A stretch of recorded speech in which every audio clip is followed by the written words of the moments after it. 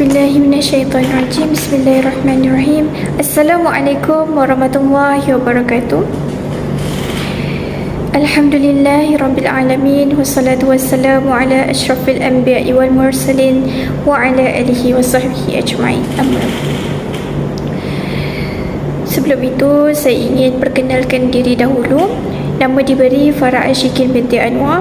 Nombor matrik I21105313.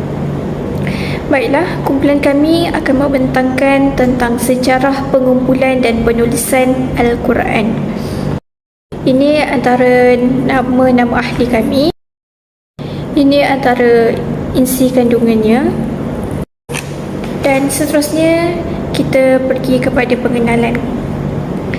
Okey, baiklah. Seperti yang kita tahu, kitab Al-Quran ini adalah kalamullah, iaitu kitab yang dipelihara oleh Allah Subhanahu Wa Taala sehinggalah ke hari kiamat. Jadi Allah Subhanahu Wa Taala menyatakan dalam firman-Nya dalam surah Al-Hijr ayat 9. Sahabat-sahabat semua boleh buka tafsiran ataupun terjemah. A'udzubillahi minasyaitonirrajim. Inna nahnu nazzalna dzikra wa inna lahu lahafizun. Yang bermaksud, sesungguhnya kamilah, yakni Allah Subhanahu Wa Taala, yang menurunkan Al-Quran dan kamilah juga yang memelihara serta menjaganya. Jadi Al-Quran ini dia berbeza dengan kitab-kitab agama samawi yang lain seperti kitab Zabur, kitab Taurat, kitab Injil, di mana Allah Subhanahu Wa Taala mewakilkan pemeliharaannya kepada ahlinya, iaitu siapa? Nabi Muhammad sallallahu alaihi wasallam. Baiklah, kalau kita nak kenal seseorang itu, mestilah kita nak tahu namanya dahulu. Jadi di sini maksud pengumpulan Al-Quran ataupun Jam'ul Quran, ya, dapat dibahagikan kepada dua makna, iaitu makna menghafaz dan juga mengingat. Dan kedua kaedah ini dikenali sebagai pengumpulan di dalam kepala. Jadi ini disebut sendiri oleh Allah Subhanahu Wa Taala dalam firman-Nya dalam surah Al-Qiyamah ayat 17. A'udzubillahi minasyaitonirrajim. Inna 'alaina jam'ahu wa qur'anah. Yang maksudnya apa? Sesungguhnya atas tanggungan kamilah mengumpulkannya di dadamu dan membuatmu pandai membacanya. Baiklah, satu makna lagi adalah makna mengumpulkan Al-Quran sebagaimana seseorang yang menulis sebuah buku ataupun kitab dalam bentuk keadaannya bercerai-cerai dan surahnya mengikut ketentuan-ketentuan yang ditetapkan oleh Allah Subhanahu Wa Taala. Dan ini disebut dengan istilah pengumpulan di luar kepala. Jadi dengan dua cara itu, iaitu cara yang tadi di dalam kepala dan di luar kepala, inilah Al-Quran terus kekal hinggalah sekarang dan akan terus kekal hinggalah ke hari kiamat tanpa sebarang perubahan. Lebih-lebih lagi adanya jaminan dari Allah Subhanahu Wa Taala yang akan memeliharanya. Seterusnya kita pergi kepada peringkat pengumpulan. Peringkat pengumpulan ada tiga, iaitu penulisan Al-Quran zaman Nabi SAW, pengumpulan Al-Quran zaman Khalifah Sayyidina Abu Bakar As-Siddiq radhiyallahu an, dan penyalinan semula Al-Quran pada zaman Sayyidina Uthman bin Affan radhiyallahu an.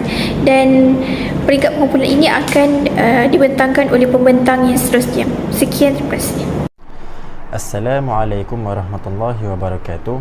Nama saya Muhammad Hasbullah bin Muhammad Rajali. Nombor matrik I20104623. Saya akan membentangkan tentang tajuk penulisan Al-Quran pada zaman Rasulullah sallallahu alaihi wasallam. Cara penulisan Al-Quran pada zaman Rasulullah sallallahu alaihi wasallam ialah baginda sallallahu alaihi wasallam akan membacakan ayat yang telah diturunkan kepadanya. Lalu para sahabat akan menulis ayat Al-Quran, menulis wahyu yang telah diturunkan kepada baginda secara langsung daripada mulut baginda Nabi SAW sendiri.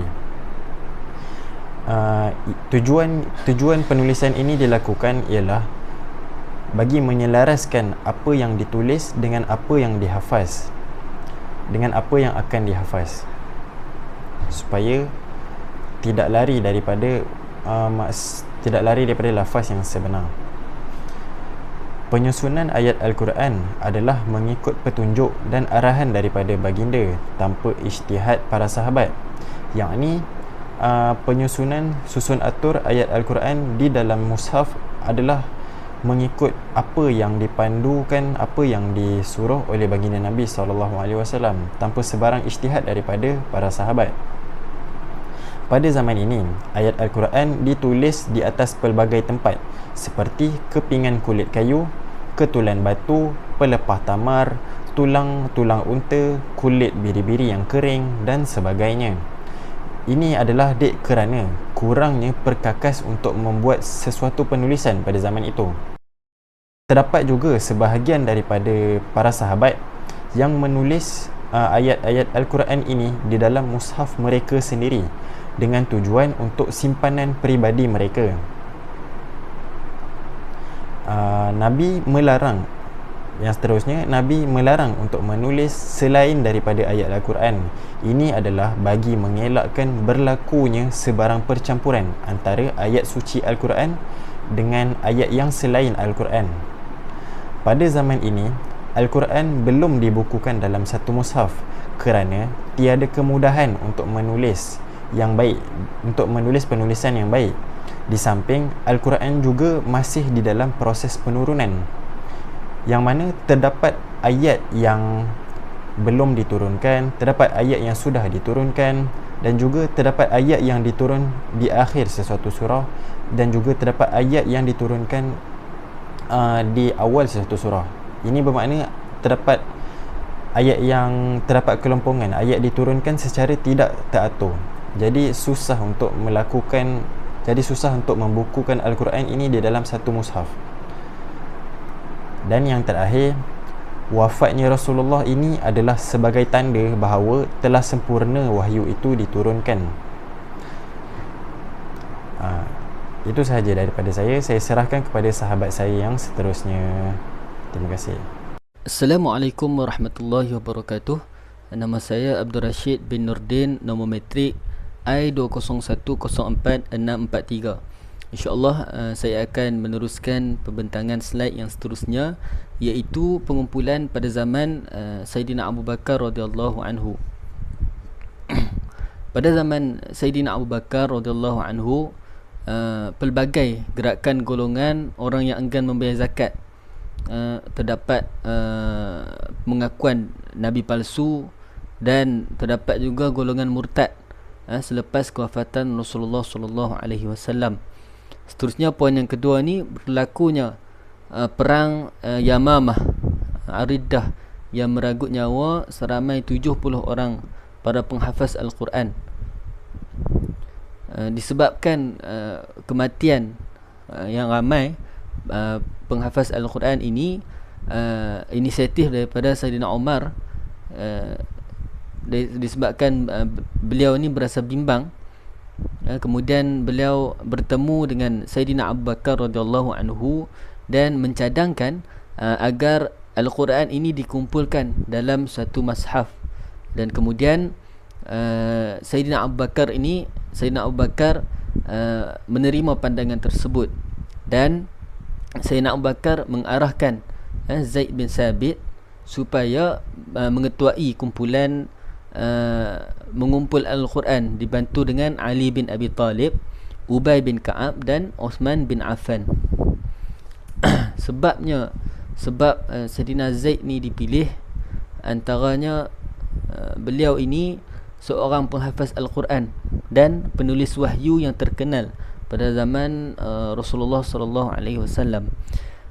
Kemudiannya beliau telah pernah menghadiri majlis tadarus Al-Quran di antara Nabi dan Jibril alaihissalam. Seterusnya, beliau ini seorang yang berfikiran matang, sangat wara' dan patuh pada agama. Dan yang seterusnya, beliau mempunyai budi pekerti yang mulia dan terkenal dengan sifat amanah.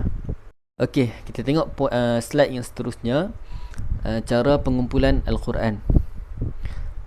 Poin yang pertama, sumber yang sudah tertulis dalam simpanan Rasulullah SAW, dicari kepingan-kepingan yang tertulis padanya Al-Quran diperiksa satu persatu dengan didatangi oleh orang-orang yang menghafal dan dikumpulkannya.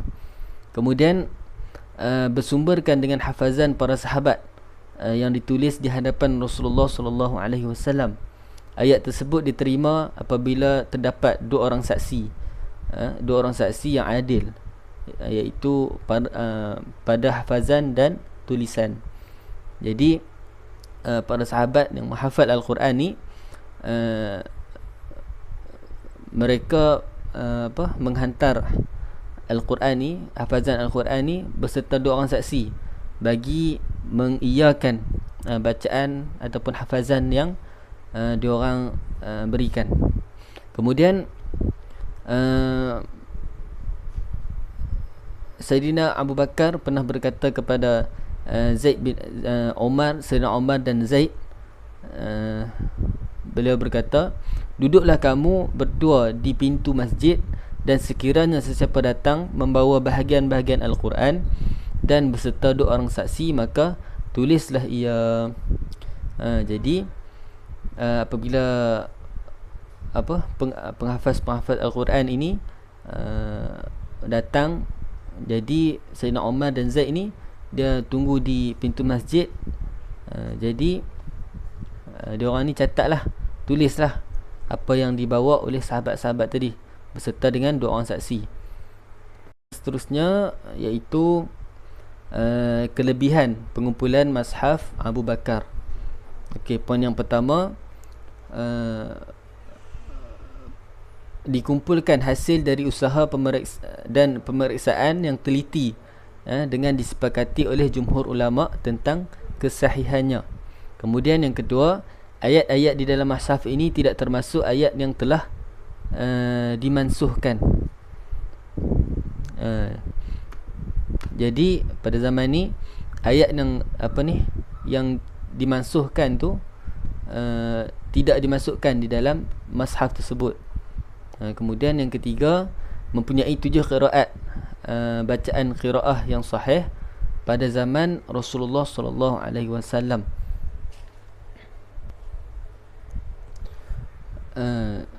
Jenis-jenis qiraat, 7 qiraat ni antaranya adalah, yang pertamanya daripada Nafi' bin Na'im Madani, iaitu beliau adalah merupakan guru qiraat daripada Madinah. Kemudian yang kedua, qiraat Ibnu Kathir, iaitu Abdullah bin Kathir Al-Makki, iaitu guru qiraat dari Mekah.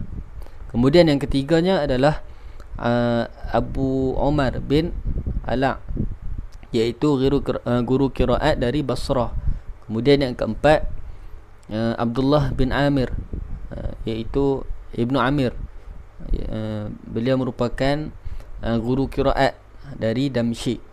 Kemudian yang seterusnya, yang kelima adalah Asim, bacaan Asim ni Asim Asdi, iaitu guru qiraat daripada Kufah, Iraq. Kemudian yang keenam, Hamzah bin Habib Ziyad, iaitu beliau merupakan guru qiraat daripada Kufah.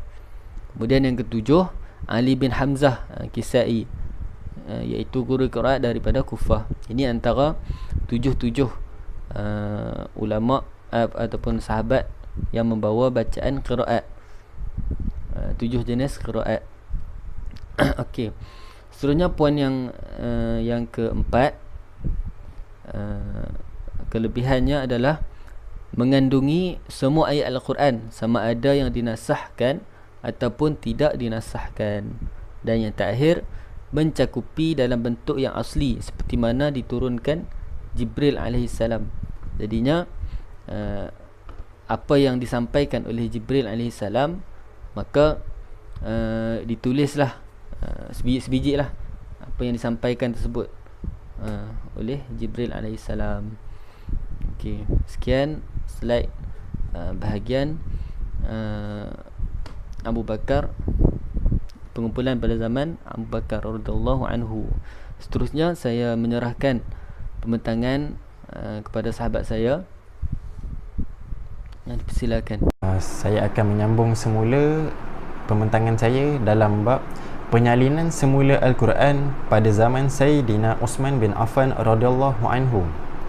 Pada zaman tersebut, Islam telah berkembang luas di serata dunia.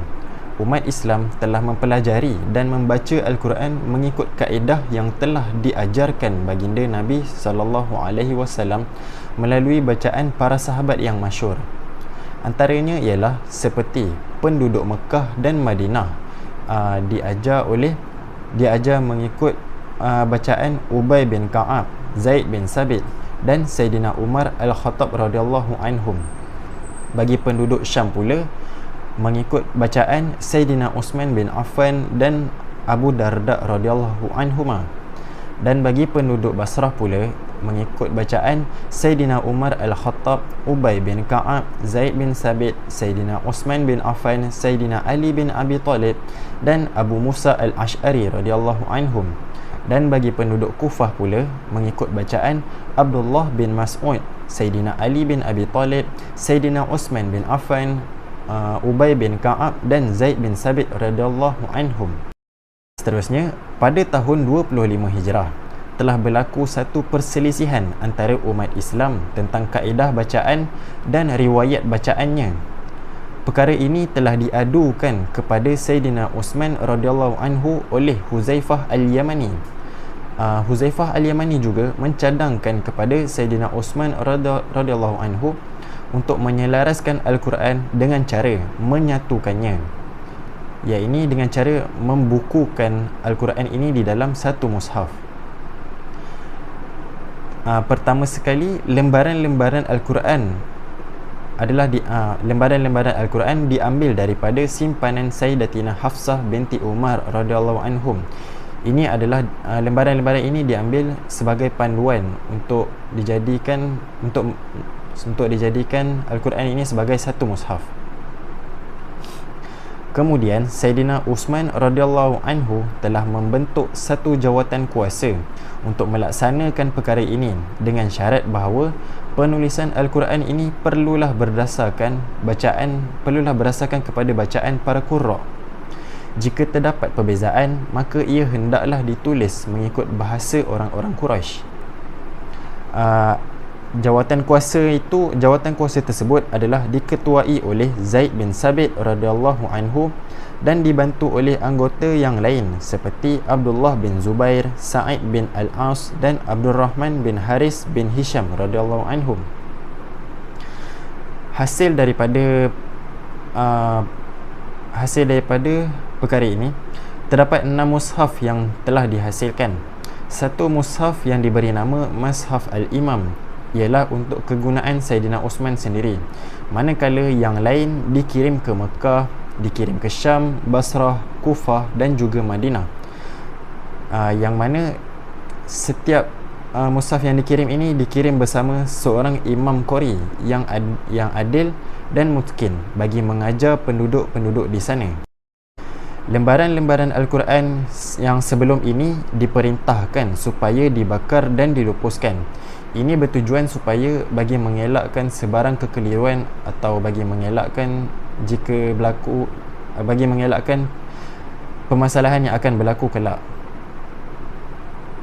Faedah daripada pengumpulan Al-Quran ini ialah ianya mampu dan dapat menyelamatkan umat Islam daripada perpecahan dan perselisihan, dan juga dapat menyeragamkan bentuk dan susunan Al-Quran seperti yang ada pada zaman sekarang ini. Baiklah, itu saja daripada saya. Seterusnya saya serahkan kepada sahabat saya untuk menerangkan tentang Resam Uthmani. Terima kasih.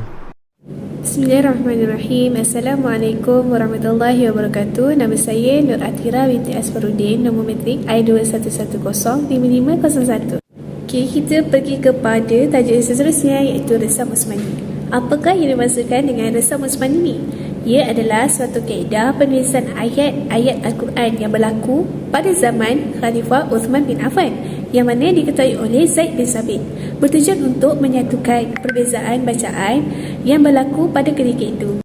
Okay, kita pergi kepada tajuk seterusnya, iaitu kaedah Resam Uthmani. Ia terbahagi kepada 5 bahagian. Yang pertamanya adalah penulisan bersifat taufiqi, yang kedua salah satu rukun daripada bacaan Al-Quran, yang ketiga merangkumi 7 huruf, Yang keempat pula adalah bertepatan dengan pembentangan bacaan Al-Quran terakhir.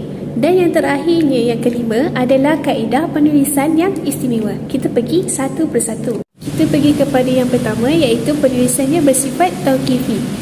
Ia bermaksud kaedah-kaedah tersebut adalah semuanya daripada Rasulullah SAW. Lebih jelas lagi, bermaksud resam ini datangnya daripada Allah SWT. Dan sudah pasti telah dimaklumi kepada Rasulullah SAW supaya tidak mengajar sesuatu kepada para sahabat baginda, melainkan setelah mendapat wahyu daripada Allah SWT.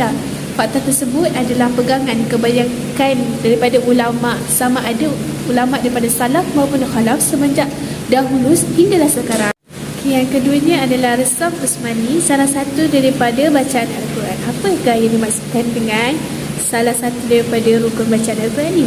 Ulama bersepakat bahawa rukun bacaan Al-Quran ada 3 dan salah satunya bacaan menepati salah satu daripada mushaf Usmani, sama ada yang dihantar ke Mekah, Madinah, Kufah, Basrah, Syam ataupun mushaf imam yang disimpan oleh beliau sendiri. Yang ketiga adalah merangkumi 7 huruf. Sebab apa dia kata merangkumi 7 huruf ni? Dia adalah salah satu faktor mendasar sehingga menjadikan resam Usmani perlu diberi keutamaan, iaitu berkaitan dengan 7 huruf ni, dan ini menjadikannya bertepatan dengan wajah qiraat yang mana yang diajarkan oleh Rasulullah SAW kepada para sahabatnya. Terdapat banyak hadis berkaitan 7 huruf dan pelbagai pendapat ulama mengenai maksudnya.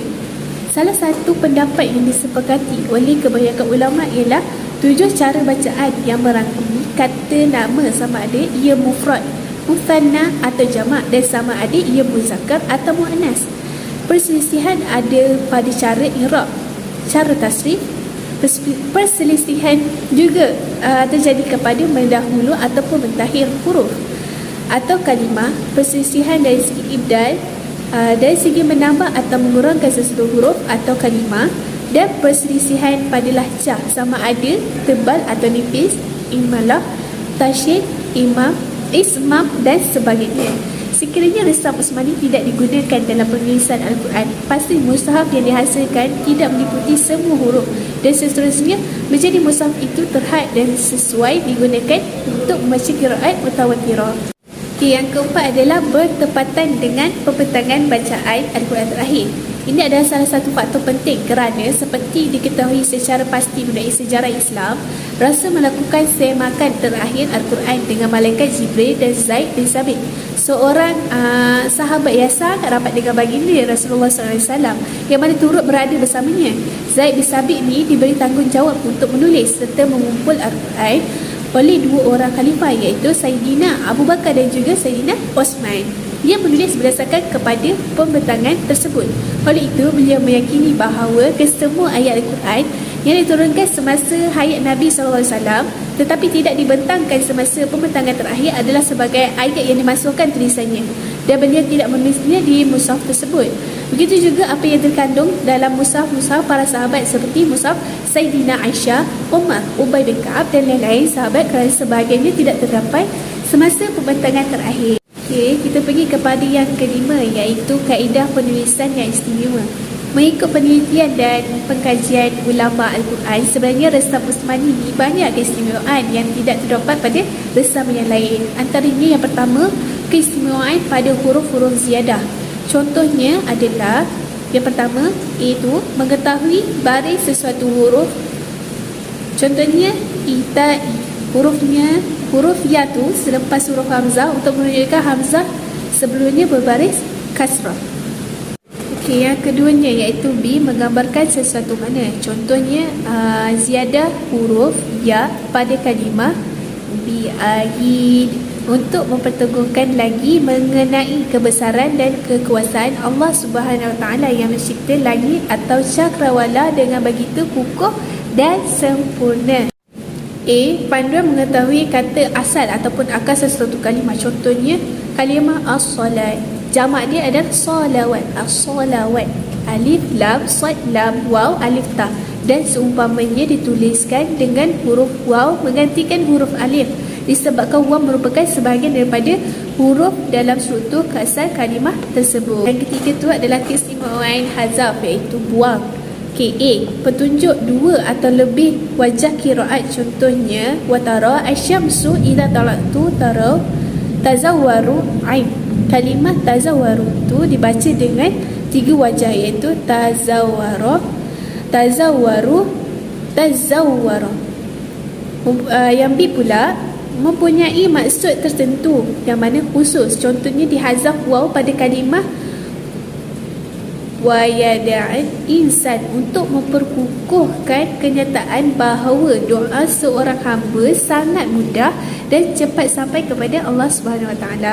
Yang keempat adalah keistimewaan wasal, iaitu berangkai, dan faslu, iaitu berpisah. Yang pertamanya adalah A. Kalimah-kalimah Al-Quran yang dibaca sama ada yang ditulis secara terpisah dan ada yang berangkai. Ia juga mempunyai keistimewaan sendiri. Dari segi makna terdapat perbezaan. Contohnya amman yamshi dengan amman yakun. Apabila ditulis terpisah bermakna bad, ba dengan huruf lam. Tetapi jika bersambung dia bermakna alif waw, itu au. InsyaAllah kita akan saya akan teruskan dengan slide yang antara yang terakhir, iaitu kesimpulan daripada sejarah pengumpulan Al-Quran. Okey, pengumpulan, penulisan dan pembukuan Al-Quran ini berlaku dalam 3 peringkat. Yang pertama, peringkat pada zaman Rasulullah sallallahu alaihi wasallam, kebanyakannya para sahabat ni menghafal Al-Quran. Setiap apa yang dikatakan daripada Rasulullah sallallahu alaihi wasallam, iaitu yang dikatakan kalam Quran, kalam Allah, bagi sahabat-sahabat ni menghafal dan mengingat. Kemudian diteruskan pada zaman Abu Bakar radhiyallahu anhu.